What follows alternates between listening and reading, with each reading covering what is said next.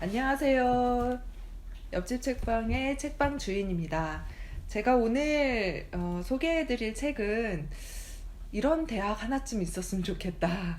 저희가 이제 두레학교라는 공동체에 있다 보니까 초등, 중등, 고등까지는 많은 고민을 하지 않는 것 같아요. 그런데 대학은 어떻게 보내야 될까, 어떤 교육을 해야 될까라는 고민을 많이 하게 되고요. 제가 개인적으로는 교육 컨설팅 쪽에 있는데 대학에 대한 컨설팅을 많이 하고 있거든요.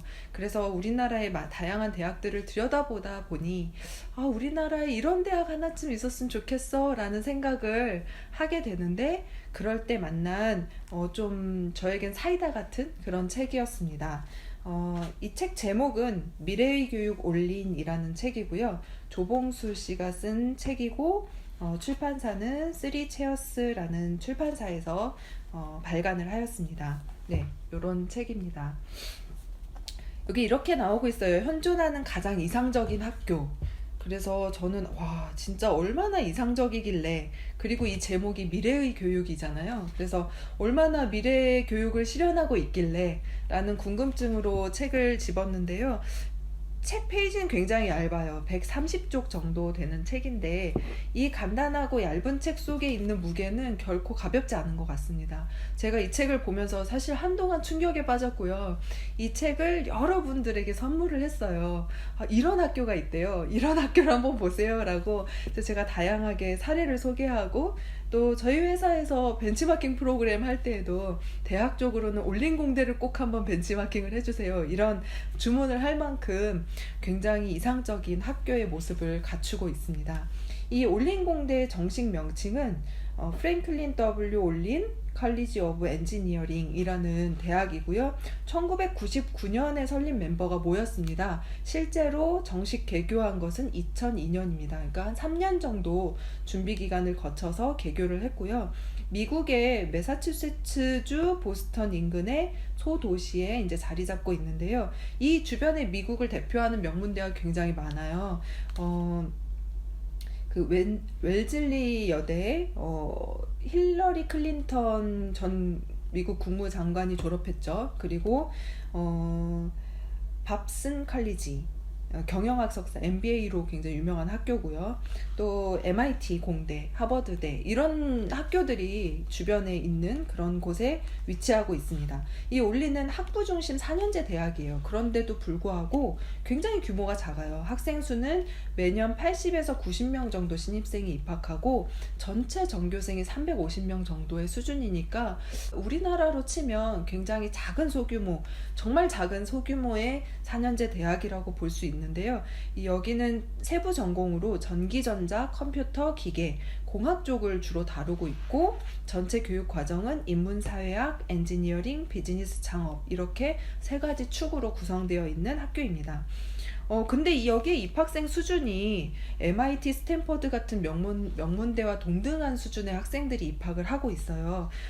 그리고 약 40명 정도 교수님들이 계시니까 학생 1인당 학생 9명당 교수님 1명 정도의 수준의 학교라고 볼 수가 있습니다. 사실 처음 들어보신 분들도 많이 있으실 텐데, 미국에서는 개교 10년 만에 미국을 대표하는 명문대학 반열에 올랐고요. 그래서 2018년도 미국 대학 평가에서는 학부 중심 엔지니어링 대학 부문에서 3위를 차지하기도 한 명성이 있는 그런 학교입니다. 이 올린공대에서 가장 저희가 주목해봐야 될 부분 중에 하나는 사명선언이에요. 올린공대는 세계의 이익을 위해 필요를 인식하고 솔루션을 디자인하며 창의적인 기업에 참여하는 모범적인 엔지니어링 혁신가가 되는 학생을 키웁니다 라는 명확한 이 모토를 내세우고 있어서, 정말 이 학교가 지향하는 바가 무엇인지 이 한 문장에 다 들어있다라고 볼 수 있습니다. 사실 이제 대표적으로 궁금한 게 교육과정이었어요, 저는. 근데 이 올린공대의 가장 좋은 이 예를 들어보자면 역사의 물건이라는 수업이 있대요. 근데 여기서는 교수님들이 자기의 전공이나 영역에 구애받지 않고 수업을 개설을 한다고 해요. 그래서 융합형 수업들을 많이 이제 하게 되는데, 이 역사의 물건이라는 수업도 재료공학 교수와 역사학 교수의 고민에서부터 탄생을 했다고 합니다. 그래서 수업에 딱 들어가면 학생들 앞에 뭐 플라스틱 컵, 고무, 장갑, 뭐 책가방, 운동화 이런 것들이 막 놓여 있고, 그 중에서 한 학기 동안 공부하고 싶은 물건을 골라라. 그러면 그 물건을 고르고 그 물건에 관심을 갖게 된 이유와 어떤 측면에서 공부해보고 싶은지 논의하고 조사를 진행을 해요. 예를 들어서 플라스틱 컵을 선택했는데 이유가 싸다. 그래서 핵심 특성으로 싸다라는 점을 정의했다라고 한다면, 경제학적으로 싸다는 게 무슨 의미이지? 그렇다면은 경제라는 게 어떻게 역사적으로 발전해 왔지? 이런 부분들을 계속해서 질문을 던지면서 학생들이 그에 대해서 그 고민을 해가는 거고요. 플라스틱 컵의 특성을 견고하다라는 것으로 정의를 했다고 하면, 재료공학 측면에서 견고한 건 뭐지? 무엇을 조사해야 하지? 뭐 그런 것들을 이제 직접 설명하고 실험하면서 배워가는 그런 수업이라고 합니다. 학생들의 참여가 굉장히 중요한 그런 학교이다 보니까 제가 궁금했어요. 어떤 교육의 철학을 가지고 있을까?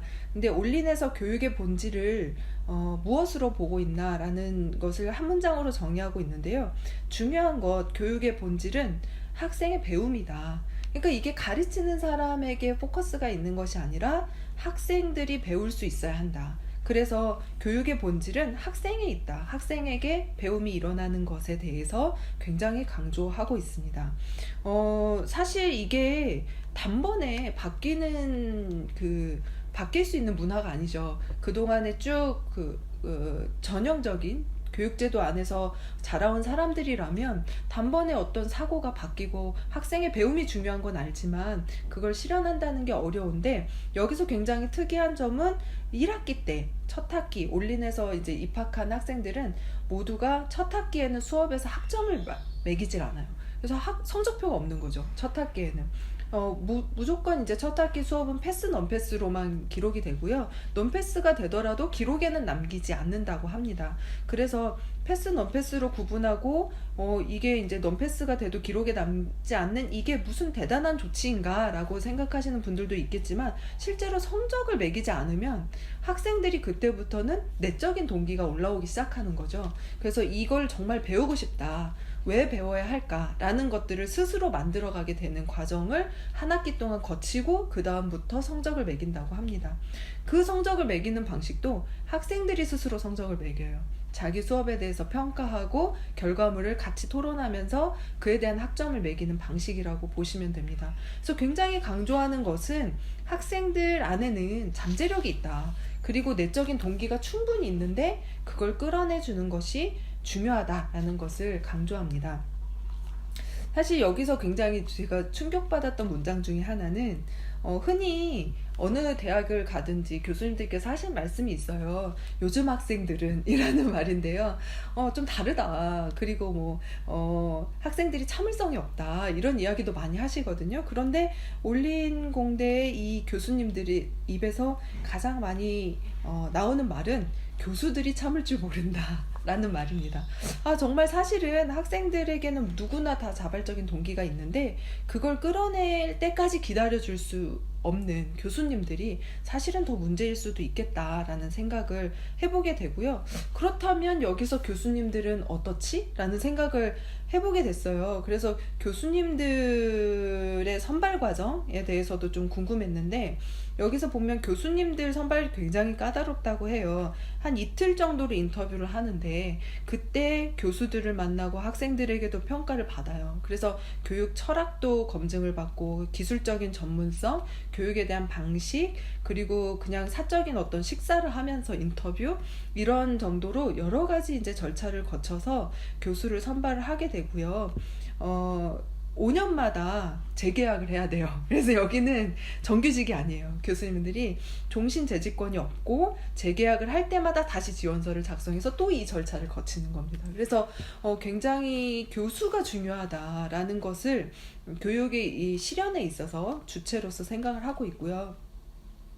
특이한 프로그램 중에 몇 가지가 있는데 아까 말씀드린 학생들이 주도적으로 학점을 부여하는 것도 그렇고 또 빌드데이라고 해서 학생들의 어떤 문화나 이런 부분들, 학교 시스템, 교수, 제도 이런 부분들을 다 같이 논의하고 토론하면서 과제를 뽑고 실천에 나아가는, 학교를 만들어가는 거죠. 그런 행사들도 있고요.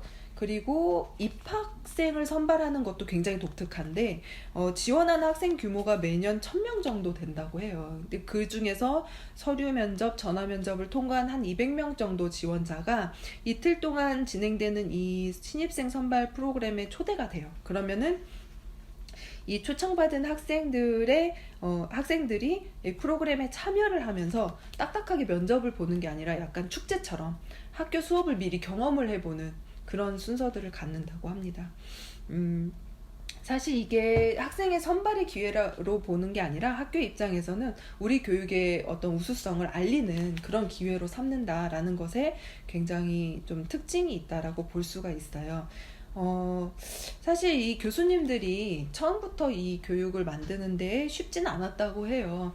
여기서도 여러 가지 사연들이 나오는데요. 어떤 이상적인 부분들을 구현을 같이 해나가고자 할 때에도 교수진의 반발이 사실은 굉장히 어려운 부분이었다라고 이야기를 하고, 사실 우리 세대가 보면 특히 교수라는 그 세계를 보면 변화에 익숙하지가 않거든요. 그래서 변화를 달가워하지도 않고 기존 방식대로 내버려둬도 별 문제가 없다라고 생각하기 때문에 교수들을 움직이는 것이 실제로 굉장히 어려운 일이다라는 것을 이야기를 하고 있어요. 그래서 올림공대에 보면 다른 대학에서 와서 자기들을 컨설팅 해달라는 요구도 많다고 해요. 그래서 가서 이제 이야기를 해주고 개선 아이디어를 주고 또 사례를 이야기를 해줘도 그 학교는 변하지 않는데요. 왜냐면 교수들의 마인드가 바뀌지 않기 때문이다 라고 생각을 한다고 해요. 그래서 컨설팅 결과로는 자기들은 다 실패했다라고 이야기를 합니다. 마지막으로 제가 이 책을 보면서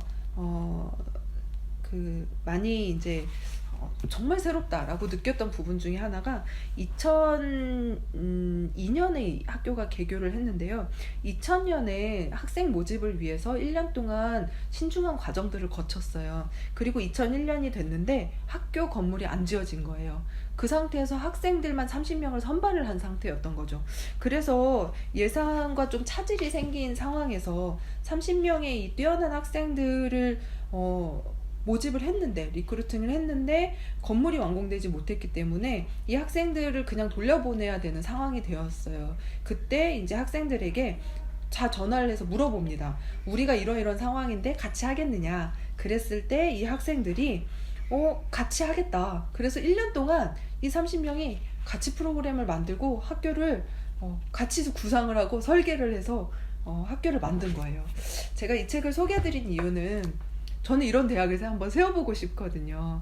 우리나라에 이런 대학이 하나쯤 있고 또 이런 대학을 통해서 새로운 교육이다. 정말 대학 교육은 이래야지 라는 것의 모델이 하나쯤은 나왔으면 좋겠다. 그리고 이런 대학이 이 세계 어딘가에 있다라는 자체가 너무 고맙고 귀하다라는 생각이 들었습니다.